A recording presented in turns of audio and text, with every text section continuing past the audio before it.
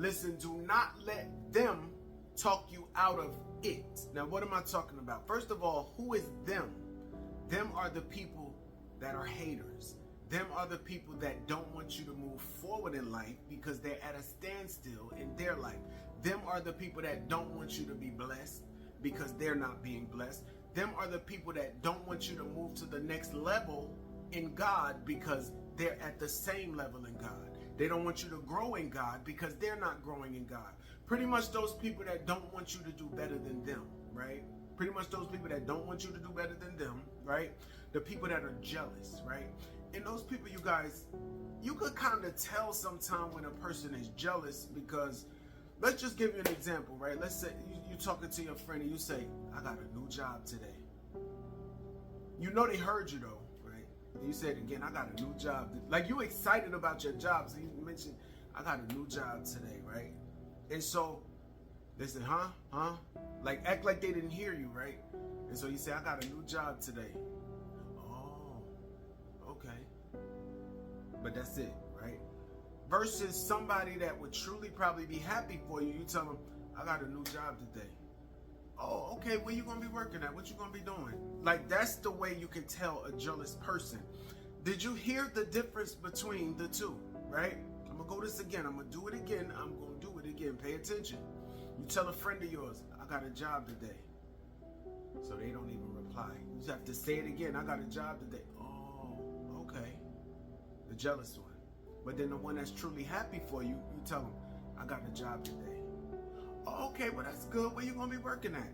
Like, do you see the difference, right? And that right there is a revelation, you guys. So God will show you something in a person, but you have to be discerning enough to see that there's a jealous spirit in them, right? Because many times we think people are our best friends and, you know, they really want what's best for us and they're so happy for us. But a lot of times deep down on the inside, maybe because God ain't doing nothing in their life, they get jealous, right? And I believe maybe we all have been jealous, but jealous is a very, very dangerous spirit, right? So it's like, if you see that, that means, okay, I see something somebody else got, but I want it for myself, you know? Like I see my neighbor, oh, they got the prettiest, beautiful wife, and here I am single. You know, I like her, I like her. See, jealousy will cause you to kill somebody to steal something that they have. You see what I'm saying? Like, so we gotta pray, you guys, when we begin to get that spirit, because I believe it's kind of a natural thing for a person. When you see somebody that's doing very well, and maybe you're not doing as good, it's like you get envious of that, right? And that'll cause you to start hating a person, you know, being rude and mean to the person because you want what they have, right? So when we get like that, you guys, we got to pray to God that he gives us a spirit of contentment. Lord, help me to be happy with what it is that I got. Help me to not desire another man's this, not desire another woman's that. Like, help me to be happy, Lord, with what I got. Like me, you guys, like, and I'm always telling my own little stories because I got a lot to say sometimes. I got a lot to say, right? So, like me, maybe I don't have a brand new car. I don't have a car that's brand new, that's paid for. I don't have a house, right? I don't have a bunch of fancy jewelry, a bunch of fancy clothes, and a bunch of nice furniture and stuff like that, right? But I do got food in my refrigerator. It may not be full of steaks, but it's food. You see what I'm saying? My apartment may not be all that, but I like it. I'm not complaining, right? I don't need a big giant house. No, I'm happy with what I got. So that's what contentment is, you guys. And I believe if everybody had that, like, the spirit of jealousy would just be dead, because if everybody was happy with what they had, then it would be a good thing, you know. But again, you got people that's jealous. So ask God, if that's you, you know, ask God to give you a spirit of contentment, right? I'm just happy with what I got, Lord. I thank you that my cell phone is on, you know. May not be the brand newest cell phone, but I thank you that I got a phone, you know. Even though I don't have a car, right? I'm happy that I'm able to walk, right? Be content with what you have. And the message is changing, you guys. The message is changing. The message is changing. So I don't know if this is for somebody that may be jealous, or maybe you want something that somebody has. It could be a gift. Like, it could be a spiritual gift. It could be a certain way that a person does something, or no, you be content with what it is that you have, right? What it is that you have. So I just mentioned them. Don't let them, the people that are hating, people that are jealous, the people that don't want you to move forward, the people that don't want you to move to the next level because they're at the same level. So don't let them keep you away from it or talk you out of it. Now, what is it? It is the assignment of the Lord that he gave you. It is the thing that God told you to do that maybe you didn't do, right? It is that thing that you even desired to do. Like you wanted to do this for yourself, but somebody came up and talked you out of it, right?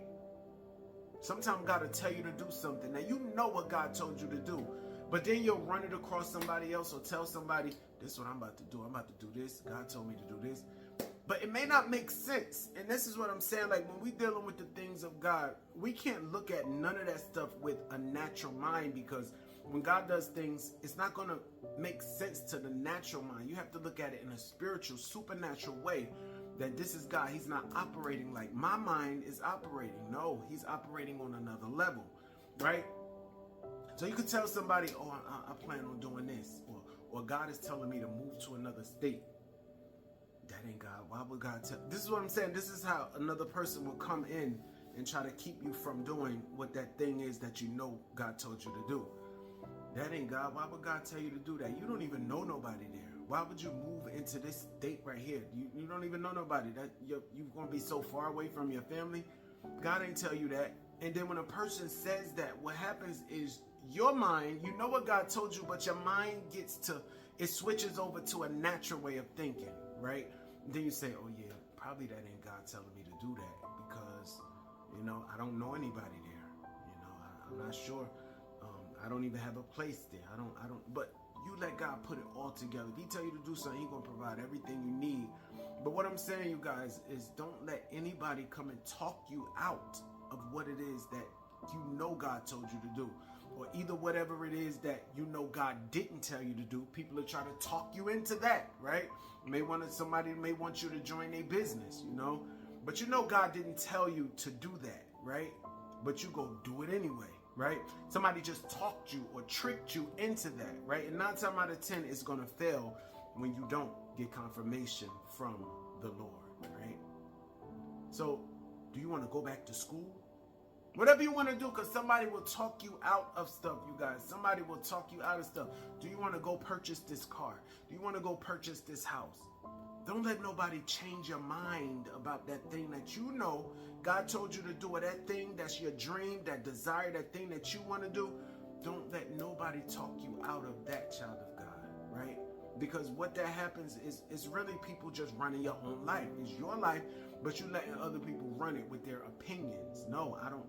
This ain't God. Well, I know what God told me. Are you able to say that to somebody that's trying to talk you out of something? That ain't God. That don't make sense. Thank you for the clue.